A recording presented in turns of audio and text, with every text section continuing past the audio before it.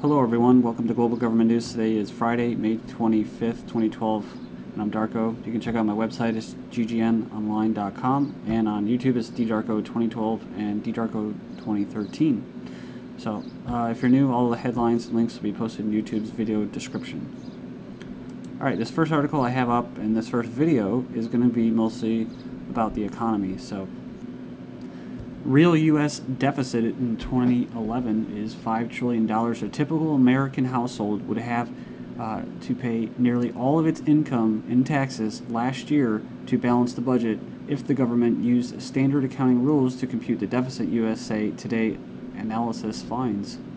Under those practices, the government ran red ink last year, equal to $42,000 roughly per household, nearly 4 times the official number reported under unique rules set by Congress. Unique rules. So it says here a U.S. household's median income is $49,000, the census reports. It says the big difference between the official deficit and standard accounting is Congress exempts itself from including the cost of promised retirement benefits, and that'll include Hillary Clinton, who we'll get to here in this video.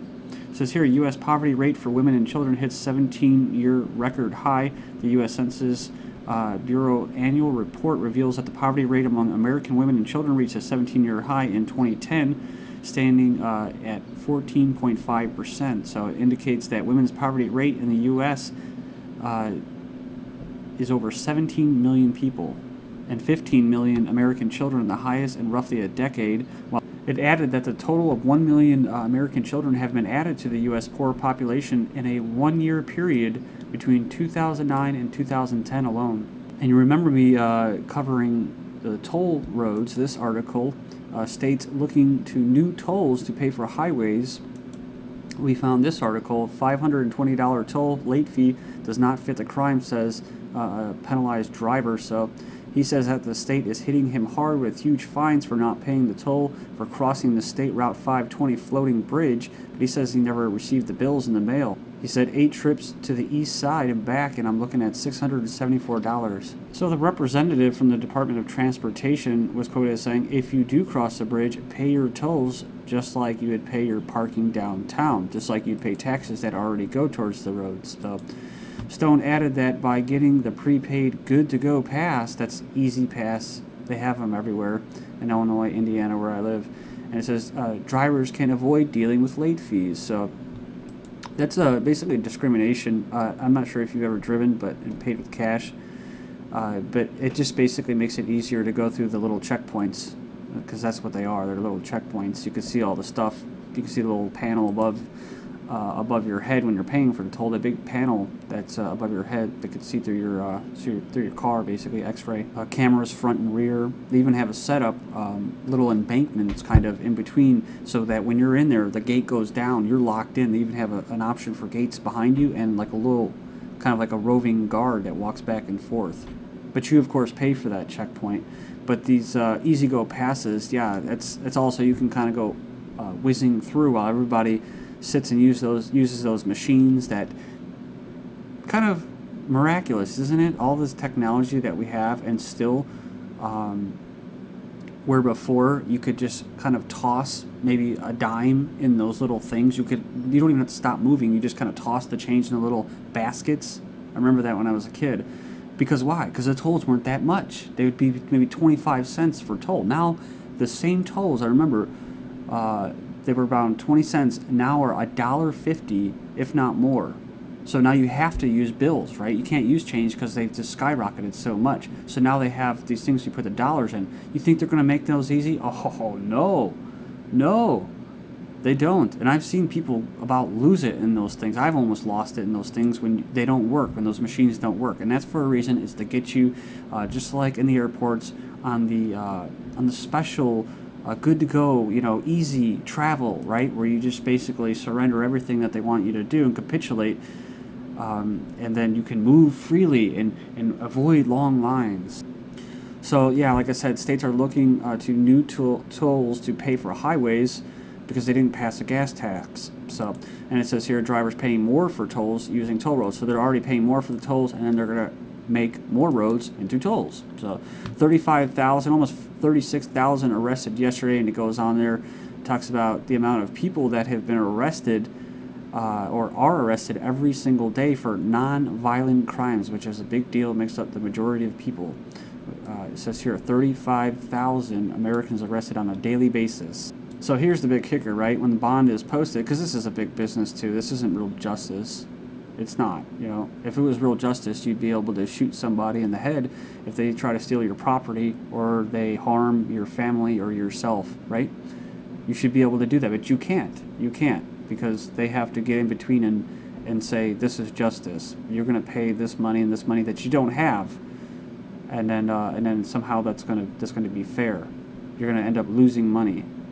And of course you say, oh, what about lawsuits, right? Well, those usually work for people that are like spill coffee on themselves, and basically they're not taking responsibility for their own actions, and then they try to blame some company or something like that for it. I mean, we all know that this whole bond process, it helps people with money. So when bond is posted, some of these people will have relatives or friends who are able and willing to bail them out. Many will not. For most, there's no grassroots bail fund, no jail support team waiting on the other side of the razor. So among those almost 36,000 American citizens that are arrested daily, some of them that won't be in that list are what? Illegal immigrants arrested in phony UPS van. So they were arrested, right? But this is a propaganda piece, right? This whole UPS sting operation. It gives Americans the illusion that they're actually doing something to crack down on the borders when they're not, right?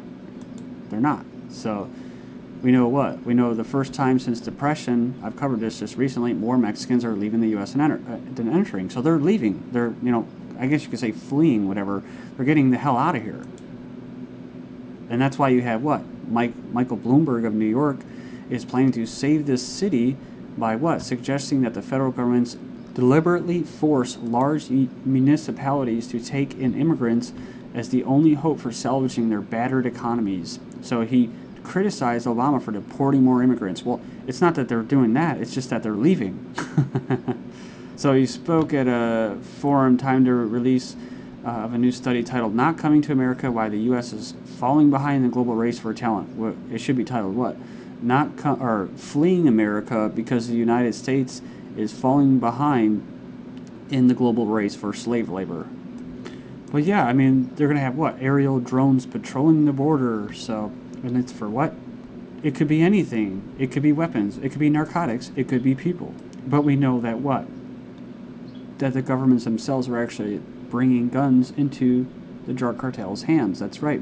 So it said a year and 4 months have passed since the whistleblower agents with the ATF went public with the Obama regime's scheme to place guns in the hands of Mexican drug cartels in order to create false statistics that would prove that most of the firearms used by the criminals in Mexico come from the U.S. and justify the call to or for drastic new U.S. gun control laws.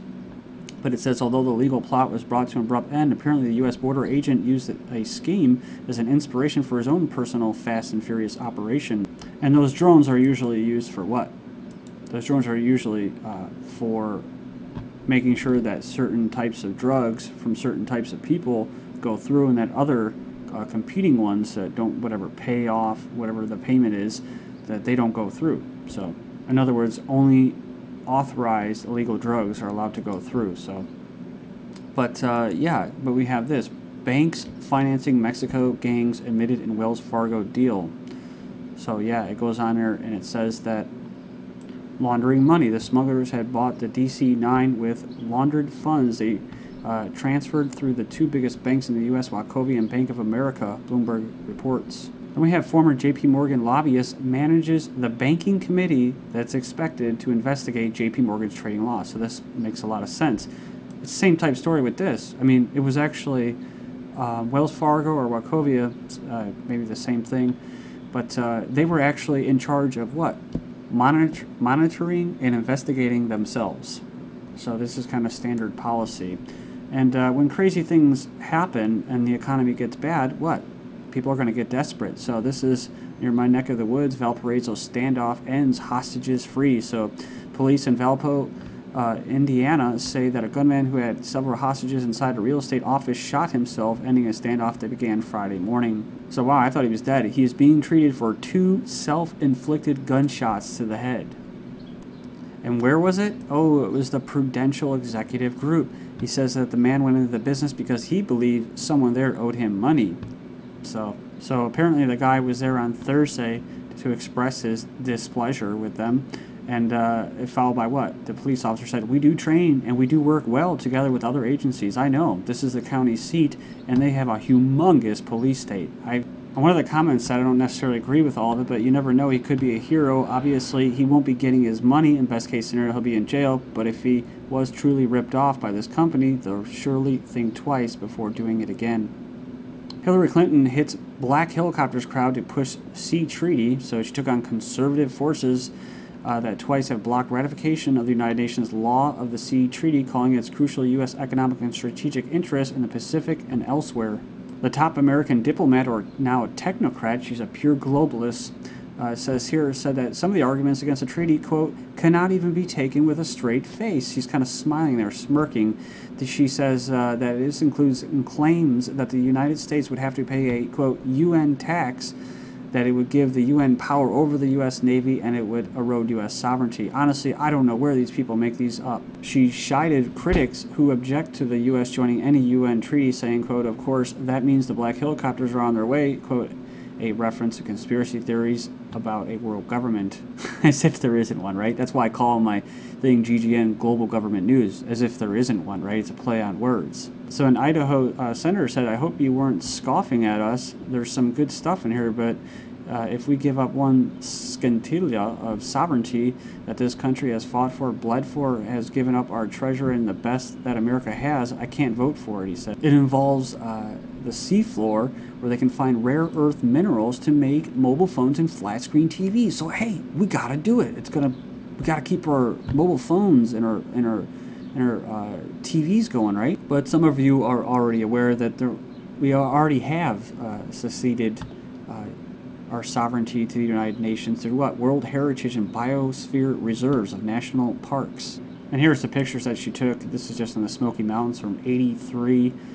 Community of Nations, the United Nations one down here. So she did her research and she said you won't find the smoking gun, whether it's under UN jurisdiction, by reading the treaties. It can only be found by understanding the intent and implementation of the policies, and that's where you become a conspiracy theorist. And another conspiracy theory is what? The TPP, or Trans-Pacific Partnership. So according to a senator, Obama and his cabinet have gone out of their way to keep Congress uninformed on the details surrounding the TPP. He says the massive corporations with personal stock in it have been all too informed, though. So representatives of U.S. corporations like Halliburton, Chevron, Comcast, the MPAA are being consulted and made privy to details of the agreement, claims the senator. And moving on to some Euro news, Greece to exit Euro, new currency to fall 60%, says Citibank. So then we have fearing Eurozone exit, more Greeks stop paying taxes. So it says here, Spain's fourth biggest lender, Bankia S.A., shares were suspended ahead of rescue details. Of course, they'll ask the state for a rescue of more than 15 billion euros. Kind of like TEPCO in Japan, they're going to what? Oh, nationalize. They're going to socialize the losses to the taxpayers because private corporations didn't want to pick up the bill. Well, no, they don't want to do that. They want to privatize the profits. That's how corporatism works. So it says here, Van Rompuy, or Smithers, to draft plan for deeper economic union. Like we didn't see that coming. A typical problem reaction solution, or order out of chaos. Says here, potentially creating a intergovernmental treaty. Remember, a super president, they're going to create an uber president as well. So just like Rahm Emanuel, the dictator of Chicago, said, you can't let a crisis go to waste, right? I think even Kissinger said that, so you gotta utilize it. It says here, Francis Holland steps up Eurobonds push. So just like in Italy with Monti, just a revolving door of crooks and globalists. Holland said he wanted to see Eurobonds written into the New World Order agenda of the European Union going forward. So he said he saw a jointly pooled Eurozone debt not as a trigger for growth, but as a long-term perspective for integration, just like Rompuy was saying, right? Deeper economic union that would bolster the single euro currency. So is there a Machiavellian scheme for a United States of Europe? Well, let's ask Rompuy. He's ready to run for the United States of Europe. And as the EU celebrates its first airstrike on Somali pirates, the Iranian Navy rescues a U.S. cargo ship from pirates. Thank you.